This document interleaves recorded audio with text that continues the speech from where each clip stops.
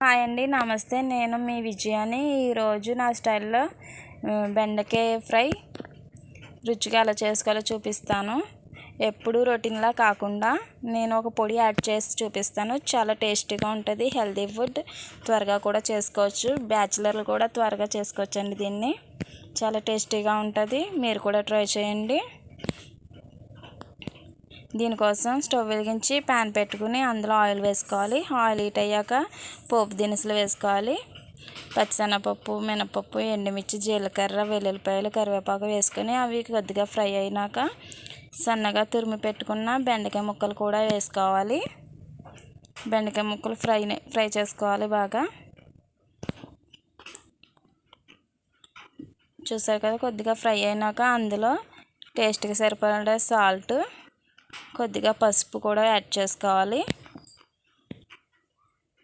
ఇప్పుడు వీటిని కలుపుకొని ఫ్రై చేసుకుందాం. ఈ లోపల పొడి కోసం మిక్సీ జార్ తీసుకుని అందులో 1 టేబుల్ స్పూన్ వేపిన శనగపప్పు, 4 ఎండుమిరపకాయలు, 4 వెల్లుల్లి రెబ్బలు, 1 స్పూన్ జీలకర్ర వేసుకొని బరకగా గ్రైండ్ చేసుకోవాలి. పొడిగా కాదండి, బరకగా చేసుకోవాలి. చూసారు కదా, వీడియోలో చూపించినట్టు సరిపోతుంది. ఇప్పుడు బెండకాయ ఫ్రై 50% ఫ్రై అయింది కదా, ఇందులో ఆ పొడి యాడ్ చేసుకొని బాగా కలుపుకోవాలి. స్టవ్ అనేది సిమ్లోనే పెట్టుకోండి, లేదంటే మాడిపోతుంది పొడి వేసిన తర్వాత. అలా కలుపుకుంటూనే ఉండాలి. సిమ్లో పెట్టుకొని కలుపుకుంటూనే ఫ్రై చేసుకోవాలి. పొడి మొత్తం అందులో కలిసిపోయే వరకు కలుపుతూనే ఉండండి. స్టవ్ లో ఫ్లేమ్లోనే పెట్టుకోండి. ఒక 5 నిమిషాల పాటు ఫ్రై చేసుకోవాలి. చూసారు కదా, బాగా ఫ్రై అయింది కదా. బెండకాయ ఫ్రై అనేది చాలా టేస్టీగా ఉంటుందండి.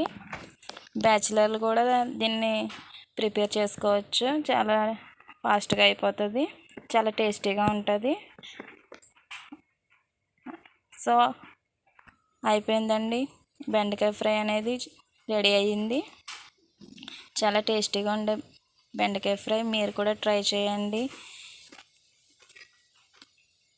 అంతే అండి, ఎంతో టేస్టీగా ఉండే బెండకాయ ఫ్రై రెడీ.